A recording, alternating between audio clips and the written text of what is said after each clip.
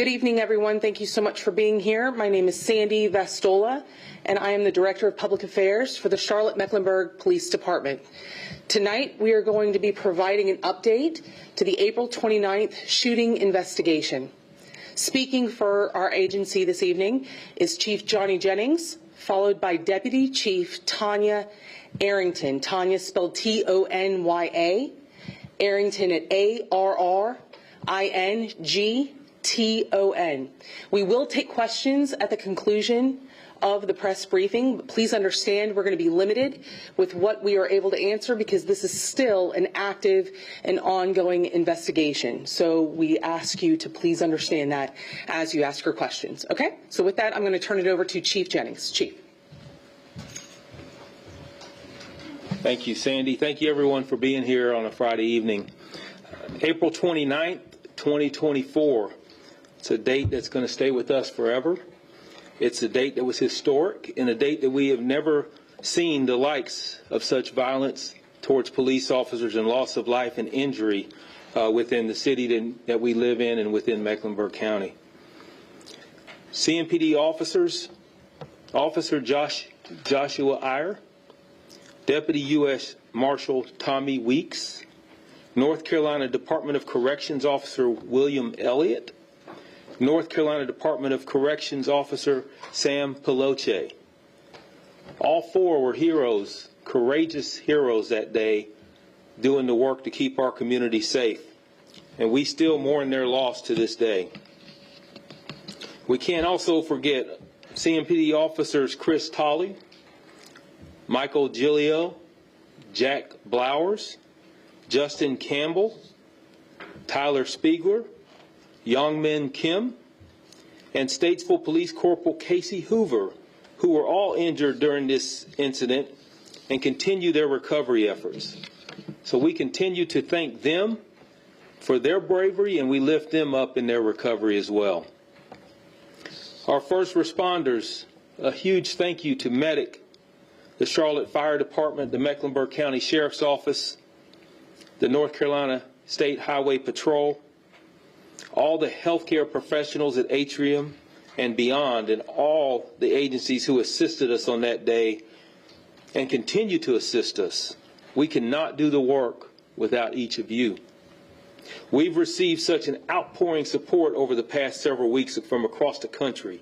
Support for the fallen officers and their families, support for the wounded, support for those who wear the badge and carry the responsibility to respond in times of crisis. Thank you. Thank you for continuing to show support for all of these heroes and all who continue to do the work. I want to recognize also our crime scene investigators, our lab and technicians, our homicide detectives, and everyone who's been working diligently around the clock, nights and weekends on this investigation. The gravity of that work is not lost on us. Every piece of evidence, every witness, every video, every single detail. This team has carefully and meticulously reviewed every piece of evidence in this case and continue to do so. We've collected more than 1,100 videos to review and nearly 10,000 pieces of evidence in this case. The investigation is still ongoing. It's not complete yet, but we do feel the need to provide you with the latest that we've been able to confirm through this investigation. So joining me today is Deputy Chief Tanya Arrington, who is over our investigative unit, and she's going to share where we are in some critical updates on this investigation, and then we'll take a few questions. Chief Arrington. Thanks, Chief.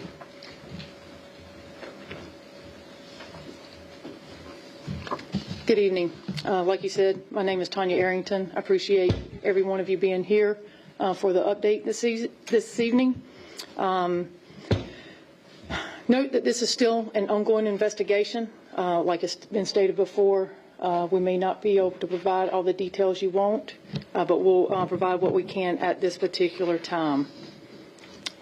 First, we have been able to confirm that there was only one shooter during this incident. We know that early on in the investigation, there were multiple accounts of a potential second shooter. But after a thorough review of all the evidence and interviews, we have determined that there was only one shooter who fired at officers, and he was pronounced deceased on the scene. So what we have here is a rendering of the second floor plan where this incident took place. Just to orient you, the A, Alpha, is the front of the house. B, Bravo, is the left side of the house. C, Charlie, is the back or rear of the house. D, Delta, right side of the house if you're facing it from the street. The shooter was able to move back and forth between 3 windows. So you can see them highlighted, the Charlie in the yellow, Delta in the yellow. And then eventually he moves to the front window. The suspect told the female occupants to get out or get down before he fired his weapon at officers. He then shot his AR-15 out of the back and side windows, like I mentioned, the Charlie window and the Delta window highlighted in yellow. Then the suspect ended up jumping out of the front window, which is indicated on the layout with the blue circle around it. Because the gunfire was coming from multiple directions, as you can see, we got the Charlie and the Delta window highlighted again from a different vantage point. It shows the 2 windows the suspect was shooting out of. This may have provided the impression of a second shooter on the scene. But like I said, all evidence shows there was only one shooter during this incident. Evidence indicates that some officers believed additional gunfire came from the home after the suspect was down in the front yard. This investigation has shown that the only shell casings collected at the scene inside the home are consistent with the rifle recovered near the suspect in the front yard where he was pronounced deceased. In a previous briefing, we mentioned that we recovered 2 guns off the suspect, the AR-15 and a handgun. What we can confirm is he only used the AR during this incident. Another note, there were no other firearms located inside the house.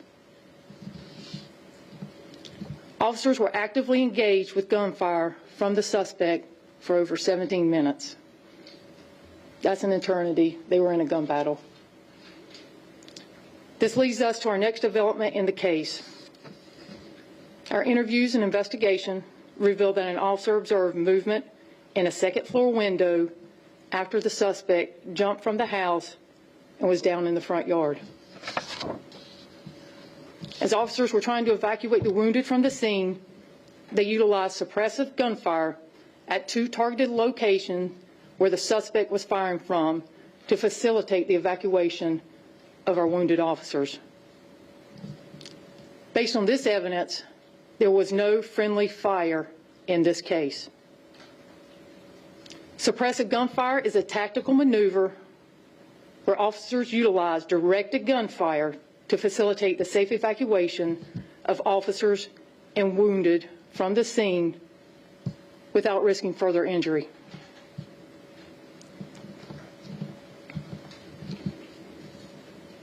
So in this case, officers made a tactical decision to shoot at the second floor windows so that other officers could evacuate the wounded. So as you can see here, it's hard to tell, but the blue arrows kind of indicating that the house sits on an elevated plane. Officers' gunfire was aimed at the second floor windows as indicated by the arrows, so they were shooting in an upward trajectory. They were not shooting in a crossfire situation. It was intentional gunfire in an upward trajectory at the 2 windows where they were taking fire. From this investigation, we do know that officer suppressive gunfire was intentional and directed at the specific windows outlined in this photo. This is another photo where officers were taking cover behind a tree. That's on the Charlie side. Once again, that's the window where they were shooting in an upward trajectory.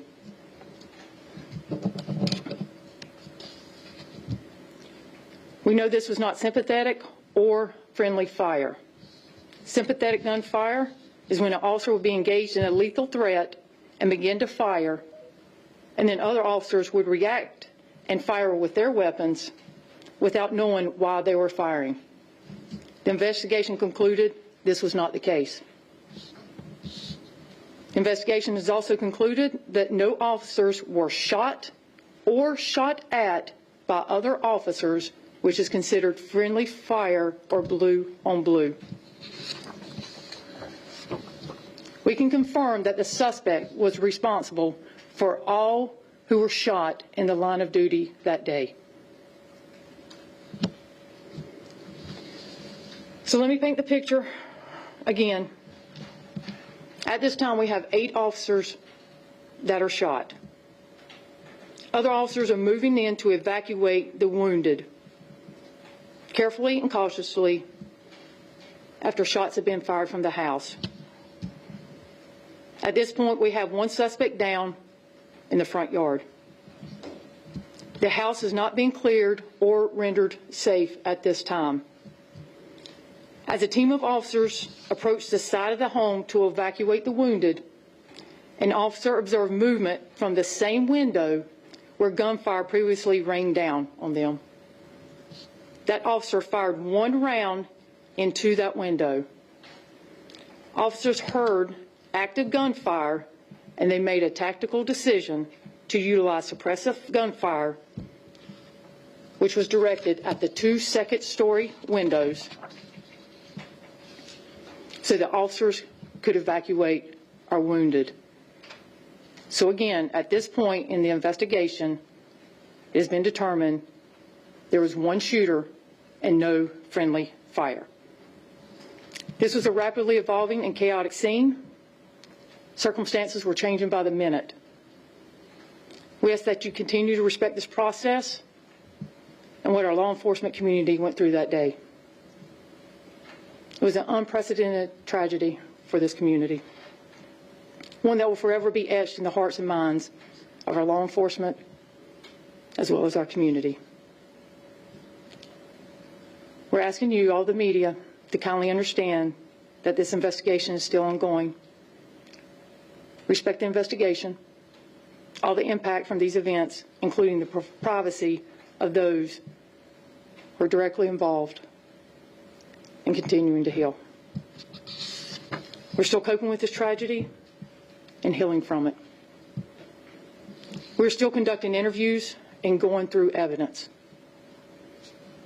We will share more when we have further details. Just to reiterate the magnitude of this investigation,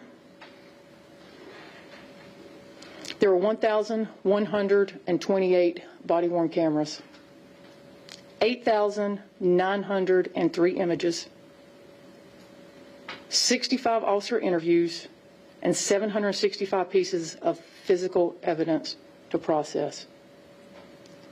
Public Affairs will be pushing a press release on this case's developments shortly. So with that, I will open it up for questions. My first question with a blanket follow-up would be, is any third-party investigation like the SBI or the DOJ involved in this investigation? No, we are handling the investigation. Can I ask why they would not be involved with this? That's kind of one of the understandings that we had was between the SBI and homicide. That was before my time, but my understanding is that we would take these incidents where we had an officer shot in the line of duty.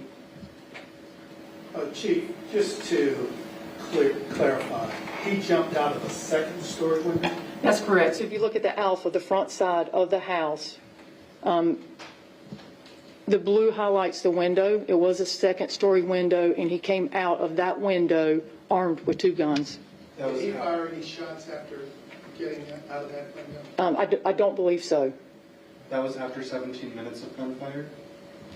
Right, so the time from the first shot fired by the suspect to the time that he was down in the front yard, that was 17 minutes. How much longer did gunfire continue after the 17 minutes? So we estimate that once officers perceived a threat and they laid down suppression fire, that it was less than 2 minutes that they were able to get our wounded evacuated. So we're talking about, in total, somewhere less than 22 minutes of gunfire? About less than 19 minutes. The 2 females that were in the home. Yes, ma'am. Can you specify where they were when all this was happening? I don't have that information. I know that after he told them to get out or get down, that they got down. Okay. And what happened in those minutes between that before? Like, what happened with the females from that point on? Can you share any information about that till when he was down? Any additional information? No additional, other than my understanding is that they were hunkered down until he was neutralized in the front yard, and then we started communications with them. Then we were able to get them out safely. Talk about the test that was done for gun residue and what the results are from that was done on these two individuals. Right. So we did do a gunshot residue test on the females at the scene, and that has been sent to the state, but we are confident that they were not involved in the shooting. Like I said, based on kind of all the evidence that I went over and the fact that there were no other guns found in the house, there's nothing for them to shoot with, right? Were either of them injured in the shooting? No. And are they still cooperating with the investigation? Yes. What is expected from the on-call officers that were already on duty once that call came through the scanner, through dispatch? I don't know that there was any expectations. What I can tell you is when something like that happens, we're all going. Whether it was a white shirt, officers in plain clothes, officers in patrol, officers in specialized units, we were all going. Could you talk a little bit about the damage to the front of the house and at what point that occurred? Yeah, so, I talked about, the suspect was neutralized. We were able to get the 2 females out safely. At that time, we still didn't know if we had another shooter in the house. So our SWAT team was deployed, and during that time, they were breaching certain areas just to ensure that we weren't going into a house where somebody was waiting to ambush us again. Yes, ma'am. I apologize for the hard question, That's okay. but all of the bullets that either injured or killed the officers were from the AR-15 rifle. Is that what you folks are? That's what we're confirming, that all of the line of duty deaths did come from the suspect's rifle. Yes, ma'am. Just to clarify, the suspect, did he get shot at all? Did he receive any wounds prior to him jumping out of the window? I think it's I don't know like a time frame, but it was kind of all simultaneously. So, you've got 8 officers down. You got a suspect coming out of a window armed with 2 guns. So it was probably all simultaneously. Officers observed a threat, and then they fired. When the suspect jumped out of the window, was he looking to continue shooting or was he trying to get away? I can't answer that. I really don't know what his intent was, but I know he came out with 2 firearms. For clarity, when he came out with the 2 guns, one was the AR and then the handgun, Yes, ma'am. but he only was using the AR. That's correct. Okay. That's correct. Half of both. Yes, ma'am. If you would go into detail about the surveillance that was done on this location before you engaged the suspect, and also if you have any evidence to show that he may have been tipped off by someone that police were showing up, that he was ready to go at that moment. So I won't go into details about how they conducted their investigation, but there was at least enough time for him to go upstairs and say, get up or get down, and gain access to an AR. So you don't know if he was looking out the window or Right, anything right. like that. How long, if you can at least give us this, what is the time frame of how long maybe surveillance had been done on that location to determine that? Once again, we won't go into details about how we conduct business. I have a question Yes, about, will there be any new safety procedures as of this incident, also, were the U.S. Marshals and the correction officer or Officer Iyer wearing body armor? Yes, so my understanding is that all officers were wearing body armor. And then anytime we have a tragedy, I mean, we're always going to look at our tactics. We're always going to look at our equipment. We're always going to look to see if we can do something better. But at the end of the day, the results were only from the actions of the suspect. Can you talk about what a challenge these type of weapons present to officers? Because I assume that had it been something else, had it been a handgun, perhaps all these officers would. Potentially, yeah. So the body armor would have protected them better, or? There's different levels of body armor. We talked about active shooter vest and stuff like that are in our patrol cars. So, we do have equipment, but like I said, anytime we have a tragedy like this, or even something smaller where we don't have a tragedy, we're always looking for lessons learned. But at the end of the day, like I said, this was a shooter that was intent on trying to kill officers that day. The day, one of the neighbors said that on the day of the of attempting to serve the warrant, the officer spoke into a megaphone and told Hughes to come out of the house. Do you think that approach should have been different? Do you think it would have resulted in something different? Do you think it would have been safe for the officers? Or? No, I think it's a tactic that we use every day. It's called a surround and call out. And what we're doing is giving the suspect every opportunity to come out peacefully and, surrender to the officers that are there. So there's no doubt who we are, what we're there for. And like you said, he was on a megaphone letting them know, hey, we're U.S. Marshals, we're here for such and such. So they were on the megaphone? Yes, sir, that is correct. I can confirm that. Is that like the same protocol over maybe going up to the door and saying, we have a warrant, please turn around and, That's correct. That's, okay. And that was before the shooting happened? Yes, sir, that's correct. Okay, so that was done before the shooting happened, and then they approached the door, and then that's whenever he... No, they didn't approach the door. So what they did was basically a surround and call out. They held their positions. They let him know who they were, why they were there, giving him every opportunity to come out for a peaceful resolution. They surrounded the house, you said, before the shooting started? That's correct. Do you know how long they were on the microphone for? I don't have that specifics. And I don't know if you're able to share any of this information. The two women that were in the home, did they further confirm that those two and him, the suspect, were the only people in the house? Well, that's what they said, but SWAT went in and cleared the house before we turned it over to homicide and crime scene so they could start their investigation. Do you know why the shots stopped? Because you said they started aiming at the window once they saw someone else was in there. What made them stop shooting and know that person was unarmed, the women that were in the house? Like the whole goal with the suppressive fire was just to get the wounded out as well as the other officers that were trying to carry them out. So once they got them out, everything stopped. Okay. Thank you so much, Deputy Chief. Yes. How are you folks doing, Chief? If I can finish. So the Public Affairs Office will put out a press release shortly after this press briefing. Please understand that there's a lot of sensitive security, confidential information that's a part of an investigation. So that's including even with some of the public records requests that have been submitted, that there's going to be information that cannot be released because of the sensitive security information. Chief, do you want to answer that question about how officers are doing? You have 12 unpaid leave. Is that current? Yeah, thank you for that question. Obviously, most tragic time in the history of our department, so it's going to take some time. Some are doing better than others, and some are, but the bottom line is we're continuing to do the work. We're continuing to keep our community safe, and that's all we can ask of them right now, as well as to ensure that they have the resources and utilizing those resources to make sure that they're okay in their mentally so that they can go out and do their jobs and recover. So thank you for that question. Thank you, Chief. And I ask you all, I'm going to reiterate one point that Deputy Chief Arrington made. Please continue to respect the investigation and respect those who are involved. We appreciate you respecting their privacy and not contacting the individuals who are directly involved with this case. Okay? Thank you all so much. Please submit your questions through Public Affairs if you have anything further. Thank you. Resources to make sure that they're okay in their mentally so that they can go out and do their jobs and recover. So thank you for that.